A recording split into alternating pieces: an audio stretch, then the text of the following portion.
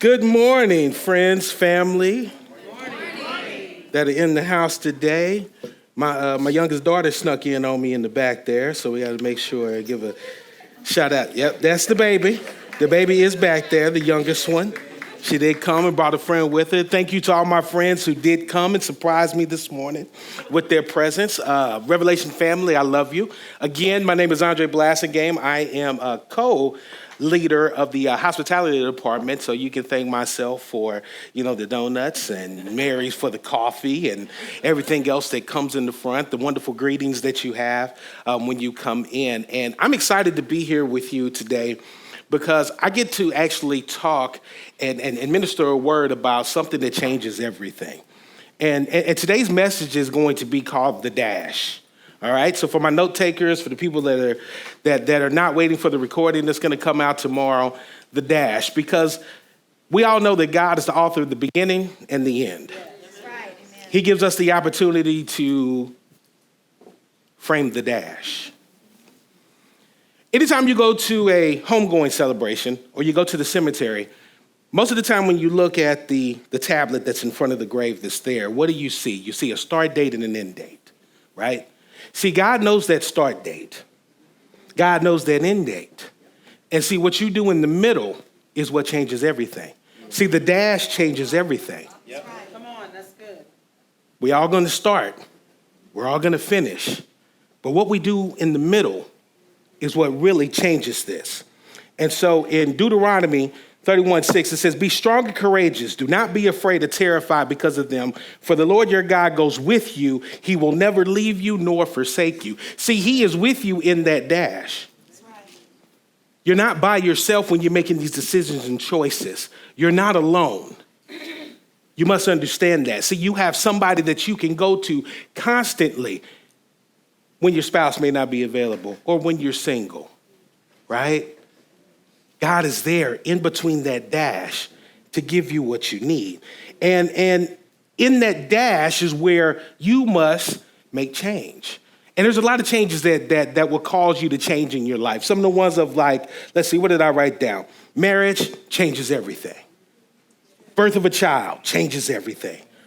Job relocation changes everything. Sickness, death of a family member, loss of income. It changes everything for you in that moment, in that dash. So what are some feelings and emotions and thoughts that happen when those kind of tragedies or changes happen? Because all aren't tragedies. Most of the time they're triumphs and masters tragedies, and we take it too hard to heart and don't know how to bounce back. But call out some feelings that you feel, when you have a birth of a child or you lose a job or you go into relocation. Anybody? Hurt, fear. What else? Anxious. What's some things you think about? What am I going to do? What am I going to do? What else? And how am I going to do it? So when you think about these things, if you go back to Mary's message last week, she talked about the first thing we should have thought about is going to God. And so you notice nobody here said the first thing you think about when change happens is to pray. First thing that happens when change happens is to go to the Lord in prayer, to ask and seek his guidance. See, that's what your dash is about.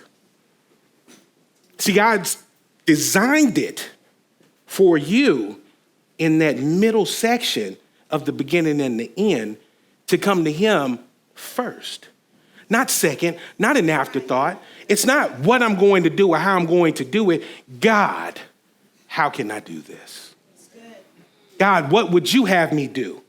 See, a lot of us, we're so strong and we're so intelligent. We have such great backgrounds in what we do in our fields, whether it be, food, whether it be IT. We lean on that first because we already have that in our mind. It's easy. You don't have to think. When God said that come to him first, lean not on your own understanding. Right. Or we do read the same Bible, right? Amen. We lean on him first. And no one's saying that you take the time to pray, praise, or worship. See, that changes everything. Yeah. Yeah. Just last week, Mary talked about that. Y'all remember the story, and for some of y'all that didn't, One of our daughters was choking on something, and Mary was panicking, and she didn't know what to do. Grandmother came over, grabbed the woman, don't you have faith? Grabbed the daughter by the mouth and said, in Jesus' name, and it comes out, right? Thinking first, God. Not second, because that changes everything. And so when I talk about the beginning and the end, we're going to talk a little bit about my story because Pastor asked me to tell a little bit of my testimony. So I was born at sunrise, 5:25 a.m. on a Friday, right? My father says I was born on a weekend because I was destined to be an entertainer of some sort, right? Make people laugh. We're going to be, full of joy. And it was around sunset in the summertime. And Pat and Sam kind of looked at me and gave me a name. My mother was into this French show. I can never remember the name of it. So me and my sister have French names, Andre or Chonette, right? So, which gravitated into Andre and Jeanette. But, it was incredible that had, because they gave me my sunrise, June 9th, and my sunset is yet to be written. So the dash is where I'm living currently. And I have a lot of people that have come to visit today from all over, from Waxahachie as far as Arlington today, because they are too a part of my dash, and they don't even realize the importance of what's needed for this mission that we have to carry on to spread this love and this gospel. See, that's an everyday thing. It's not just on Sunday. Like Pastor said, you're checking the boxes on Sunday, that's great. You pay your tithes, that's great. What do you do Monday through Saturday? How do you observe the other 6 days of your life besides coming here on Sunday to hear a great message? How many actually go out there and change everything by getting into the Word and following those scriptures to understand what is being taught? Taking it a step further. So my story begins, I told you, and I'm going to start at about the age 10. So at 10 years old, my father comes pick me up from school. And it was a Monday. My father always was off on Sundays and Mondays. So he picks me up from school on a Monday, and we're driving back, and there's a whole lot of traffic and a lot of different things going on, and it's raining outside, and boom, I witnessed an accident, right? And so I'm looking at the accident, and I'm like, oh, man, that's pretty bad. And we drive by, and I'm 10 years old, so it's hard for me to process. I see a Bronco turned one way, and then I see a blue sedan, a Buick, facing the other way. And the more I looked at it, the more I realized that was my mother in this accident. So my father kept driving, and I said, Dad, that sure looks like Mom's car. And my father, who told me years later, he already knew that it was my mom. But he wanted me to be able to understand tragedy. And he wanted to teach a lesson in understanding God always works the right way. I didn't understand it then because I kept telling him, I said, Dad, that is Mom's car. He said, son, let's go home. He never denied it. He didn't say, no, that's not her. Boy, you tripping. None of that. He said, let's go home first and check with your sister. So we drive home, check with my sister. My sister's like, no, I ain't heard anything. Mom is, as far as I know, Mom's on her way home. Cool. So my dad took me where we need to do. And then all of a sudden, something was telling me to give a call. So me and my father, payphone, I know there's no too many young people in here, but, one of those cell phones when we had it then, picked up the payphone to call my sister at home, and the sheriff answers the phone, right? And the sheriff was like, yes, is this, Andre? And was like, yeah. And he basically told me that my mother died in a car accident. I'm 10 years old. My father just picked me up, and I watched it happen. I collapsed in the mall. That's where we were. And it devastated me. And that part of the dash in my life changed everything. Because that was my shining star, if you would. Not to put the levels of God to my parents, but at that time, she was my God, right? I was still learning what the great architect was. And in that moment, something sparked in me. It was like, man, I've lost the person that was on my side. And everybody in the family knew I was her favorite. I was the baby, right? Shout out to the babies in the room, okay? Most of the time, they are always the favorite by just by happenstance. And The next 5 years of my life became turmoil because I got taken away from my siblings because my father was not my sister's father. So boom, get split up. I'm immediately a single child. Now my father, from his previous marriage, I had about 4 or 5 brothers and sisters, but my father was in his 40s. So my brothers and sisters were 15, 20 years older than me. So I became an only kid. I became a latchkey kid. I went from living in one part of the hood that was brick to moving into another part of the hood, living in a house, but the area was just as dangerous and given a key and said, hey, son, figure it out. Because, see, my father worked from 3 p.m. till midnight at the post office. Only off days were Sunday and Monday. Well, school was from, 8 a.m. to 3 p.m. Dad is already at work, so I had to figure it out. 5 years, I was not the best. I was not the best. But that afternoon with my mom dying began the development of my dash because once I went through, I hit 15 years old. I was a knucklehead. I was experiencing everything you could in the hood, from gang violence to robbing to being a thief. Everything you can think of when you think of a typical black male, because I don't, me and color, I be real with people, that you think of a typical black male that happens in the ghetto. It happened to me. High-speed chase, going down a one-way street. Sometimes this makes me cry because this is the dash that truly changed everything for me. We made it through about 7 lights, right? Riding in a stolen car.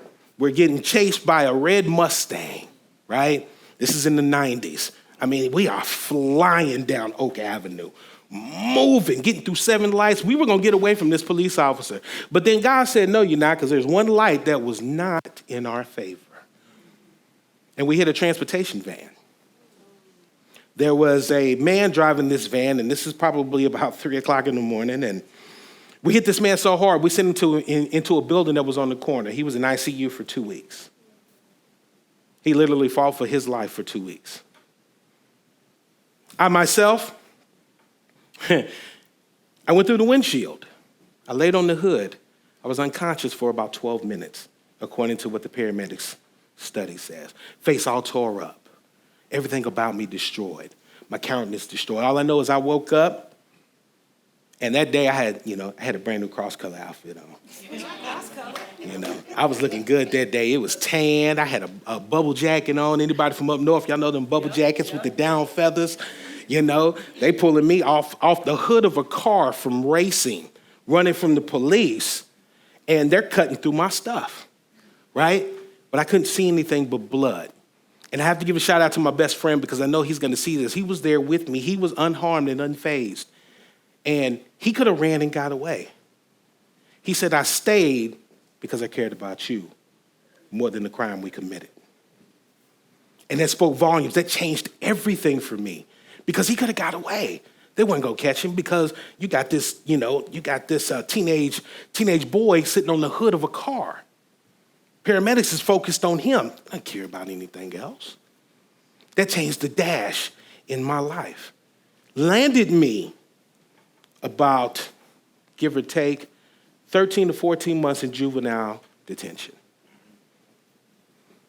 Now, that point in my life changed everything. Because, see, at that point, I was not prepared for what unthinkable things were going to happen in that time. James 4:14. Whereas ye know not what shall be the morrow, for what is your life? It is even a vapor that appeareth for a little time and then vanish away. See, that change I thought was going to last a lifetime, but it was just a moment. It was a twinkling in an eye. It was a vapor. But see, it molded me and shaped me into what I needed to be now. Because at 15, I could have continued to be a knucklehead. I could have got back out there and got on the streets. No, I got out and, went back to being a straight A student. If you ever really know, the true story, I was a straight A student out there being a thug. Like, you look at me on paper, it's like, why is this guy even doing this? Like, he's captain of the football team. And, because I didn't have my identity, I was still searching for that dash in my life. And I was left to my own devices. No knocking to my father. God rest his soul. The man worked as hard as he could. He wasn't prepared. He was 50 years old. They had to take a 10-year-old kid. He wasn't prepared by himself. So I got to lean on my own devices and get turned into it. So in that change of tomorrow, we're going to fast forward a bit to December 6, 2022, right? 1 Corinthians 4:18 said, so we fix our eyes not on what is seen, but on what is unseen.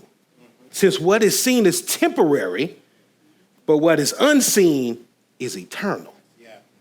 I was fixed on what I seen, but not on the change God was bringing.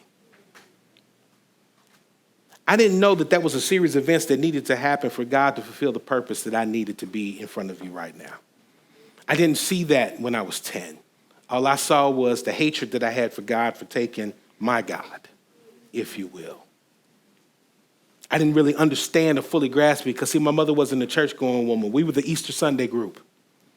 I got a new suit every Easter, and that suit got used for an entire year for anything I needed, any graduations, if we needed to go to a homegoing, a funeral, anything that required a suit, had that one suit for the entire year. And, of course, I grew out of it, so I got a new one every Easter. Some of y'all grew up like that. All of us weren't blessed enough to come up from the bottom in the church and grow into incredible, God-fearing people to this day. And that sabbatical that I had, spending that time in juvenile detention, it gave me a lot of insight on what I needed to do with my dash.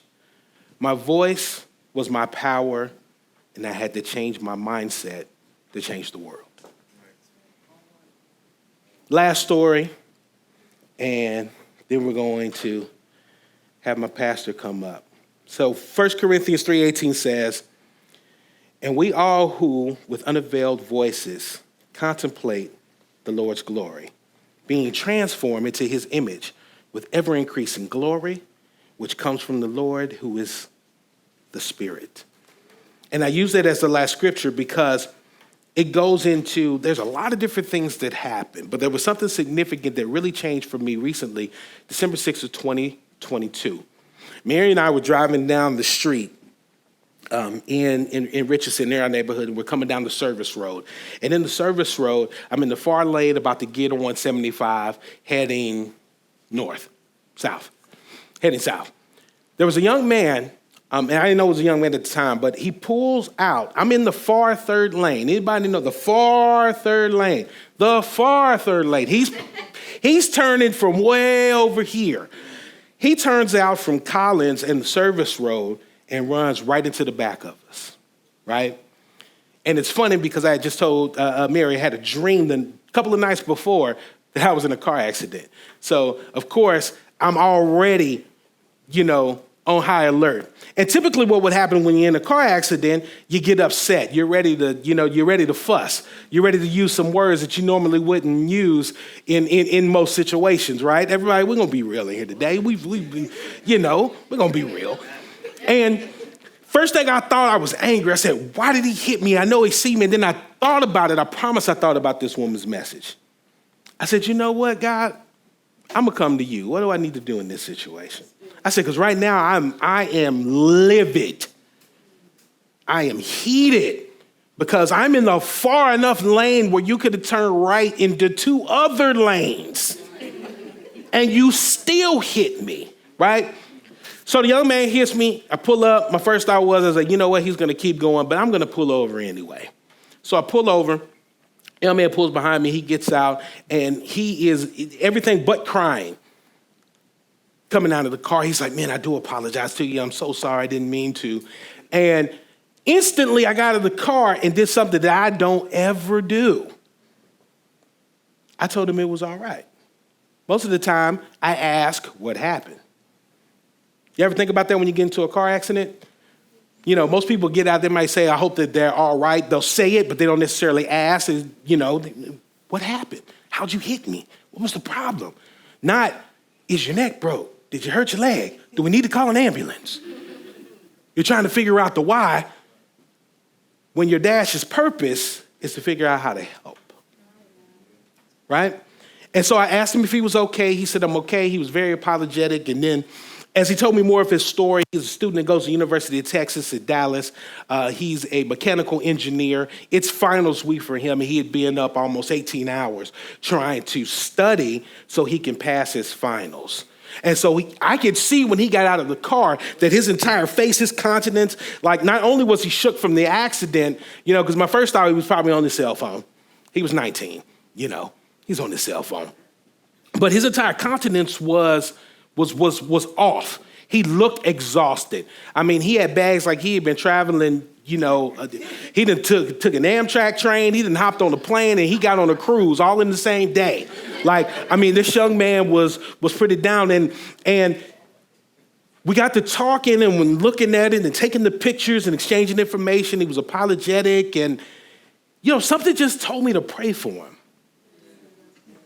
And that changed everything for me because I didn't know from being 15 years old, being a juvenile delinquent, that almost 30, 40 years later, that I'd be praying for somebody that hit me. The young man hit me, right? Not the other way around. He should be praying, right? You wrecked my car. It's $2,000 worth of damage. But I see that he was so distraught, and I asked the Lord, I said, Lord, what do you want me to do? He said, pray with him. And this young man I wasn't sure of his faith, and I told him up front, I said, I'm not sure what your faith is, but my God told me to pray for you. And I said, I hope you're not offended, but we're going to pray. And the young man was like, no, not at all. And we prayed probably about 5 or 10 minutes. Now, his car is not totaled, but his entire front bumper was off, and he still had a 40-minute drive to get to Oak Cliff from where he was in Richardson. And I was like, you know what? I can't let this young man drive this car like this. I said, I can't stop him because he's like, man, I got to get home, do this, do that. I was like, just call a tow truck. Your parents have insurance, And I prayed for him. The young man began to cry. He said, no one's been that kind to me. No one's been that available. I hit you. And you're still extending this gratitude. See, that dash changes everything. Something told me used to be a phrase that I would say pretty regularly, right? And I realized that something told me as people of faith, we need to change that from something told me to the Spirit told me. That's right. Amen. That's right. And it's okay to say it in front of people in this politically correct society we live in. Right? Because we say it all the time. Something told me not to turn left. Something told me not to buy that. Something told me not to talk to that person. Something told me that, no, it was the Lord that told you. And see, you don't want to accept that. That's how you change your dash. It's the language and the words that you use. It's what you say and what you speak. It's the power that's behind the words that you use. We have a start date. We have an end date. And we are the ones that get the opportunity to change the dash. See, the dash in life that changes your outcome in life is the importance of change. Because we're in that season of this changes everything. This has been this series. Sister Christine, Sister Mary, incredible words of change. So now we're going to take these words as Pastor Ben comes back up on the stage. Take these words because he's going to end this series next week. What are you going to do with your dash? Is it going to change everything for you? Or is it going to remain the same? I love you, family. Thank you so much.